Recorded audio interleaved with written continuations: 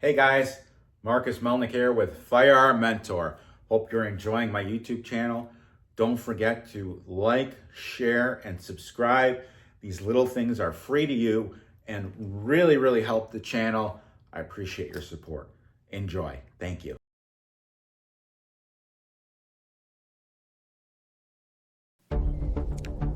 The views expressed are not those of local community broadcasting, WYML LP, or its management, volunteers, or underwriters.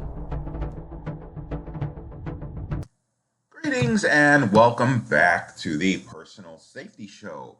This is Marcus Melnick with Firearm Mentor and Stress to Logic, your host. And just to let you guys know, I have a concealed carry class coming up next weekend.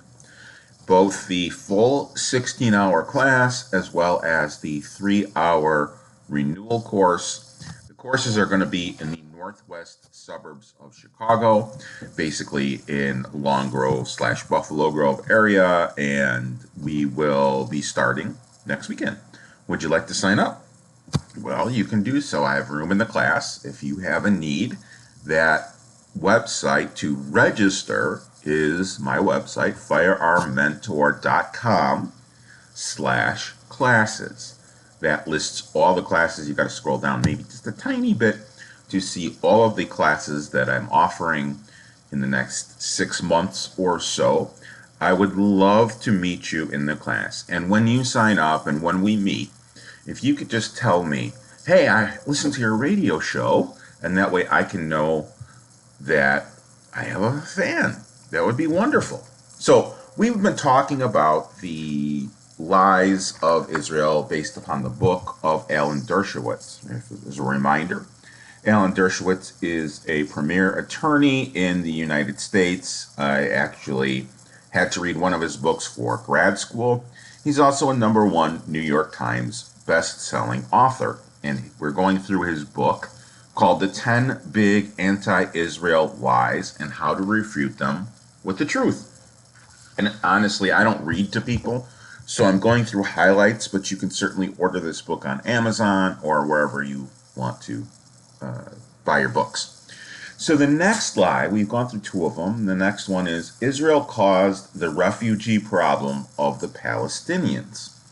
And the reality is, Israel did not cause the refugee problem. The Arab leadership created it, maintained it, and exploited it for political gain. Israel didn't cause this problem. Had the Arab armies not attacked the newly established state of Israel, there would have been no Palestinian refugees. The Palestinian population of the new state would have remained in their homes and villages. The Palestinian population of Israel at the time was just under 1 million at 950,000. And now, even after many left and became refugees, Palestinians form a segment of the 1.2 million Arabs. It's a large segment of the 1.2 million Arabs living in Israel today. Had the Arab armies won, there would have been a genocide war because the Grand Mufti declared a holy war and ordered his Muslim brothers to murder the Jews, murder them all, and that's a quote. There were to be no survivors or refugees. The position of the Grand Mufti has always been that of an Arab Palestine could not absorb even 400,000 Jews. By 1948, the Jewish population exceeded 600,000. Extermination, not the creation of a difficult refugee population, was the goal of the Arab attack on civilian Jewish populations. So this is very interesting. Israel gets attacked by an enemy and creates refugees, yet Israel's blamed for the refugee problem.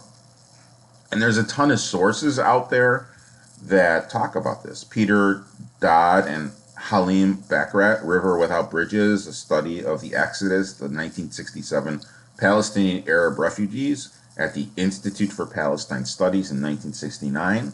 That's where originally these are coming from. Quoted in Bernard Harrison, Blaming the Jews, Politics and Delusion from the Indiana University Press, 2020. Abu Mazen charges that the Arab states are the cause of the Palestinian refugee problem, and that's in the Wall Street Journal on June 5th, 2003.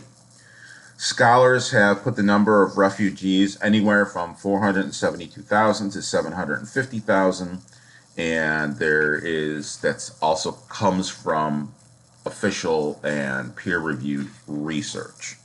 Some other sources include Larry Collins and Dominique Lapierre, O Jerusalem in New York from 1972. Quoted by Alan Dershowitz, The Case for Israel. That's his previous book. And there's a ton of interesting, real research out there. Not the research that the media says, this is how you should feel. This is what happened. Blame the Jews. They don't come out and say blame the Jews, but they say, Israel bombed, Israel bombed. Yeah, they're responding. The next one is Israel is an apartheid state. Now, I love this one.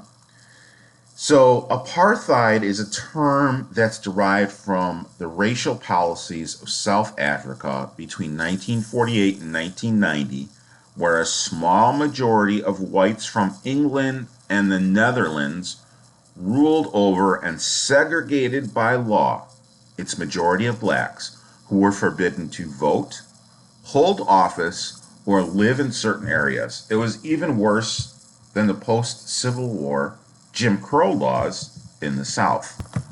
So back to Israel. Under Israeli law, on the other hand, Arab and Muslim citizens vote, they have political parties, they hold high office, and with a few exceptions such as mandatory military service and the law of return, have equal rights as a matter of enforceable law.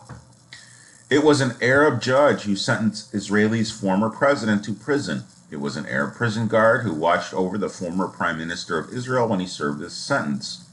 Arab professors teach Jews, Arabs, and Christians in Israeli universities. Arab doctors treat Jewish patients, and Arab voters influence Knesset elections and votes. Knesset is the equivalent to our Senate and House of Representatives. It is the elected governing board of Israel. The Israel hostage rescued near the end of August was a Muslim Bedouin. Israel's cheered his rescue and joyously as if he had been a Jew. That's not apartheid, and it diminishes the horror of real apartheid to misuse and trivialize the term to characterize Israel's vibrant and diverse, although imperfect, democracy. There's difference both legal and practical between the status of Jewish and Arab citizens. For example, Jewish citizens are required to serve in the IDF. The ultra-religious were exempt from military service until the Israeli High Court, in the aftermath of the October 7th attacks, changed that law in a June 2024 decision. Arab citizens are not required but may volunteer, as many Bedouin and Druze citizens do. It is not apartheid to grant Arab and Muslim citizens the right not to be compelled to fight against the Arab and Muslim enemies of Israel. It is a recognition of the reality of the human condition. The same is true of the law of return, which recognizes the historic reality of the Holocaust and the refusal of virtually all the nations to accept Jewish refugees seeking to escape Nazi gas chambers. Israel was established in large part as a place of asylum for Jews. Its first law authored any Jew to seek asylum from or make aliyah, which means going to Israel, to the nation state of the Jewish people. Others too could seek asylum in Israel, as many have, but all Jews come as a matter of right based on the tragic history of being refused asylum in the United States, Canada, Great Britain, and most of the rest of the world before, during, and even after the worst genocide in history. The law of return, which includes non-Jewish relatives of Jews, was instrumental in rescuing Jews from post-World War persecution in Arab and Muslim countries, as well as the Soviet Union. Even now, Jews from European countries, including France, are taking advantage of the law of return to escape increasing anti-Semitism. As we know, France has been pro-Palestinian very recently. If someday anti-Semitism ceases to exist throughout the world, there might be an occasion to reconsider or amend the current law of return but it's not the time to do so. With Jew hatred increasing in every country, including ours, Great Britain, Canada, Australia, and a ton of other countries. Although history provides Israel with the most powerful justification for having a law of return, it's not the only nation to have such a law. Other countries, such as Germany, China, and France, grant automatic entry, citizenship, or preference to individuals who have ethnic, nationalistic, religious, familial, historic, or other ties to the population. To single out Israel for criticism and to especially accuse it of apartheid because of its historically justified law of return is to apply an invidious double standard to the nation state of the Jewish people. In fact, the most primitive apartheid against non-Muslims still is openly practiced in some Arab countries. Jordan, for instance, has a law of return that explicitly denies citizenship to all Jews, even those who live there for generations. Saudi Arabia similarly bases eligibility for right of return on religious affiliation, yet no one accuses Jordan or Saudi Arabia of apartheid. Some critics of Israel concede that Israel proper is not guilty of apartheid because they accuse Israel of practicing the equivalent of apartheid on the West Bank, where different laws are applicable to Israelis who live in the West Bank settlements and Arabs who reside in the West Bank cities and villages. For example, a widely circulated item claims that there are separate roads for Jews and Arabs. This is just false. It's true that for security reasons there are separate roads for Israelis on the one hand and for non-Israelis who live in the West Bank, but the roads for Israelis are still open to all Arab and other non-Jewish citizens of Israel. This is different from some roads in Saudi Arabia that are restricted to Muslim only. I have no idea how you tell the religion of a driver of a car. Unless there's a checkpoint and they're stopped. It's automatic that when a nation occupies areas, the residents of those areas are not citizens of the occupying nation and basically don't have the same rights as those citizens. The difference is inherent in the very nature of an occupation, which is not apartheid, it is occupation. If and when the occupation ends, the disparate treatment ends as well. When Egypt occupied the Gaza Strip and Jordan occupied the West Bank between 1948 and 1967, the residents of those occupied territories did not have the same rights as the citizens of occupying nations. Yet no one accuses Egypt of apartheid. Israel has repeatedly offered to end its occupations in exchange for peace and mutual recognition, but the Palestinian leadership has refused these offers. In 2005, Israel completely ended its occupation of the Gaza Strip and turned control of that area to the Palestinian Authority, which was then replaced in a bloody coup by Hamas. The result has been fewer rights for the residents of the Gaza Strip than they had under Israeli occupation. The truth is that Israel cannot be legitimately accused of apartheid. It is far from perfect in its dealings with Arab minorities in Israeli proper or the West Bank. In this respect, it's far closer to the US, Great Britain, France, and the Netherlands, Sweden, and other Western democracies in how they deal with minorities than it is how white South Africa dealt with its majority black population. Again, to accuse Israel of apartheid is to distort the meaning of that term and demean the history and suffering of South American blacks who were forced to live and die under real apartheid. We're going to take a brief break, but stay tuned. We've got more about Israel. I want my listeners to know that this is my dream, teaching people about safety. If it weren't for you, if it weren't for my listeners, I couldn't live my dream. So on behalf of my family and myself, I want to thank each and every one of you for allowing me to live my dream. And I also want to continue to live my dream, and I'm excited to continue to spread the word of safety. Recently, I began a new service as a conference keynote speaker. So if anyone would like for me to speak at future events, or if anyone knows of an introduction or would like to discuss how we can work with one another, I'd love to do just that. The keynote speaking website is www.stress2logic.com. That is STRESS2logic.com. If you're aware of any conference speaking engagements where you'd like to have me speak, I'd love an introduction.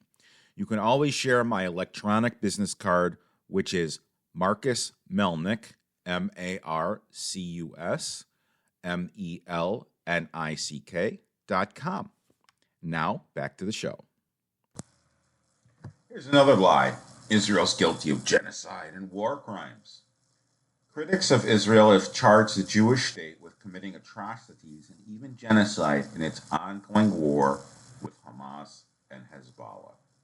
The South African government has brought these charges before the International Court of Justice. Hamas and Hezbollah, directed by Iran by contrast, has committed at least 4 categories of war crimes. First, Hamas waged an aggressive war against Israel, crossing its border and murdering, raping, and kidnapping civilians. Hezbollah and Iran have fired thousands of rockets at Israel. They have targeted civilians, and they have dressed terrorists in civilian clothing, thus eliminating the important distinction between combatants and civilians. And finally, they've used civilians as human shields. Unlike Hamas and Hezbollah, which began this war, Israel has acted in self-defense. And if you listen to my radio show, you know I'm all about self-defense. Under international law, it has the right and obligation to defend its citizens by all reasonable and lawful means. In doing so, the IDF, or Israeli Defense Forces, have made extraordinary efforts to target only combatants. Notwithstanding these efforts, Palestinian civilians have been killed, largely because Hamas has deliberately embedded its war machinery among civilians, precisely in order to produce dead bodies to display to the media. Hamas-controlled health authorities have claimed that more than 40,000 Palestinians have been killed so far at the time that Alan Dershowitz wrote the book, but they have not distinguished between combatants and civilians.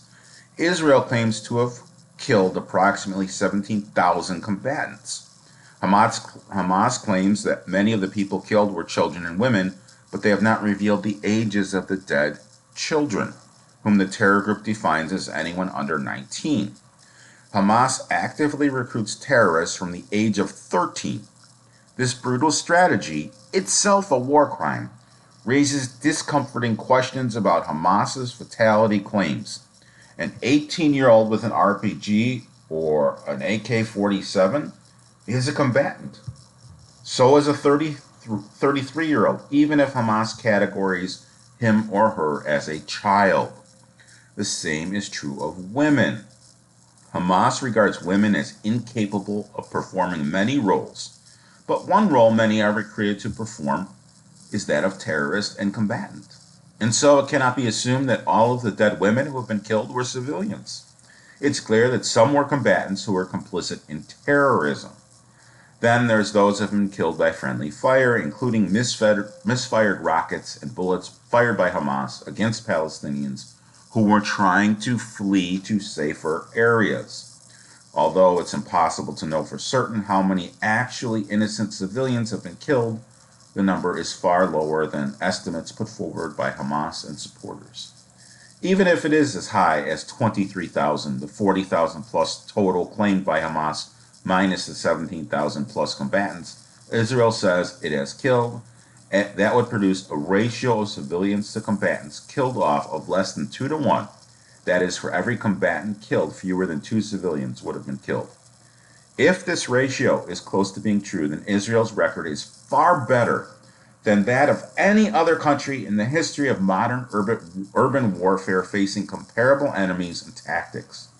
The typical ratio of civilian to combatant's death range from 3 to 1 to 10 to 1, as in the cases of Afghanistan, Iraq, Yemen, and Syria, and those ratios occur in situations where civilians are not used as human shields in urban warfare. Which brings us to the law of war. The only requirement of proportionality under international law is that when combatants are targeted in an area where civilians are present, the value of the military target must be proportional to the number of anticipated civilian deaths. This is a highly subjective judgment, and it cannot be the basis of a war crime prosecution unless the judgment is utterly unreasonable. The less than 2-to-1 ratio achieved by Israel is not only reasonable, but far better than achieved by other armed forces in similar situations. Thus, if Israel were to be prosecuted for violating the principle of war proportionality, that would necessarily involve the application of a double standard against the Jewish state. The charge of genocide made by South Africa is even less persuasive. Real genocides have taken place in the world today, especially in Africa. There is a genocide and deliberate starvation taking place in Sudan and Darfur today. South Africa has been silent about these neighboring genocides, and it's weakening the term itself by selectively politicizing it against Israel. Israel has provided health care to Gazans in need of Israeli hospitals. It's provided high-paying jobs in Israel to thousands of Gazans, and there's not even that's just not an action of a country engaged in genocide. Consider the preemptive attack Israel waged against Hezbollah rockets in August 2024. The Air Force succeeded in destroying thousands of rocket launchers without killing any civilians. Or consider the explosive mechanisms planted in Hezbollah's communication devices in September 2024. These devices were given by Hezbollah to its terrorists, who by definition are combatants. Only a tiny proportion of those killed or injured were innocent civilians. The vast majority were active terrorists and their leaders. The same is true of Israeli targeting, killing off of Hezbollah and Hamas leaders. The term genocide was coined to describe the Nazi effort to rid the world of Jews. Accusing Israel of genocide is a form of Holocaust denial, since no one even suggests that Israel has extermination camps, gas chambers, and other mechanisms that exemplify the real genocide of the Holocaust. If Israel were found guilty of genocide, the very meaning of that horrible crime would be diluted beyond recognition. It would apply to the U.S. bombing of Hiroshima, the British bombing of Dresden, and the killing of civilians during the Afghan, Iraqi, and Syrian military actions. Every civilian death in wartime is a tragedy, and Hamas knew it was signing the death warrants of many civilians when it attacked Israel and then hid its war machinery among Gaza's civilian population. The death of a human shield is the legal and moral responsibility of those who deliberately placed civilians in harm's way. Consider the following example. You got a bank robbery, and then there's customers, and the bank robber starts shooting at customers. But when the police arrive, the robber grabs one of the customers and uses her as a human shield. The police officer, in an effort to save the lives of customers, tries to shoot the robber, but the hostage suddenly makes a move and the police officer's bullet hits and kills her. Under the law of every nation, it is the hostage taker, not the police officer, who was guilty of killing the hostage, even though the bullet that killed the hostage came from the police officer's gun. It is Hamas, Hezbollah, and their Iranian patrons that should be on trial, not the victims of Hamas's barbarism. Many military experts agree with John Spencer. Who's John Spencer? Well, he's the chair of Urban Warfare Studies at the Modern War Institute at West Point. And he said that the steps that Israel has taken to prevent casualties in Gaza is historic in comparison to all other wars. The 25-year military veteran has advised other Western democracies to follow Israel's example. You know, I just said Israel, I meant Israel. I said that at the first episode that I can't stand it, but I was taking a drink and it just poured out of my mouth incorrectly, so I apologize. Israel has been taking more steps to avoid harming civilians than any other military in history. So what have they done? Well, they've dropped leaflets, making phone calls to warn civilians of targeting of areas where terrorists are firing rockets from or taking other military actions. They also include roof knocking, which entails dropping noise-making warning devices on the roofs of buildings that the IDF plans to bomb. These and other warnings create considerable military disadvantages and risks to the IDF because they give the terrorists the opportunity to escape or plant booby traps, lie in ambush, and take other actions that would otherwise be difficult or impossible. In other words, Israel is prepared to endanger the lives of their own soldiers to protect the lives of enemy civilians, even though some such civilians are almost certainly complicit in Hamas terrorism. Why would they do that, especially since it's not required? Well, they're humanitarian. But also Israel's reputation, image, and support, they're weakened every time the IDF inadvertently kills a civilian. And the IDF knows this. So does Hamas. That's why the IDF does everything reasonable to minimize civilian casualties, and why Hamas does everything in its power to maximize civilian casualties among the residents of Gaza, whose deaths they applaud. Israel does not deliberately target civilians. It does target terrorists who use civilians as human shields, and in pursuing such legitimate combatant targets, it does kill some civilians. It happens in every war, and especially in wars where terrorists deliberately hide civilians to achieve, or hide among civilians to deliberately achieve two objectives: making it more difficult to target enemy terrorists and getting the IDF to carry civilians in order to cast blame on Israel. The world must see the world through dead baby strategy. That's the Hamas strategy, using babies as human shields so their bodies can be paraded in front of cameras. As long as the world, encouraged by the media, continues to blame Israel for the death of civilians who are deliberately put in harm's way by Hamas and Hezbollah, this illegal and immoral use of human shields will continue, and more civilians will die. We'll be back next week with more. Hopefully you enjoyed this. I have actually 5 more lies about Israel that we'll discuss in a future episode.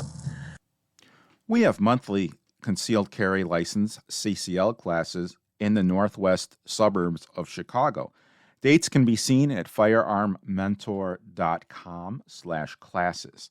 If you have a question, we can be reached at www.firearmmentorcard.com. That is our electronic business card, has all of our contact information and links in it.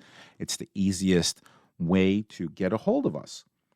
Until next time, stay safe out there, and I'll see you at the shooting range. This is Marcus Melnick from Firearm Mentor signing off. The views expressed are not those of local community broadcasting, WYML LP, or its management, volunteers, or underwriters.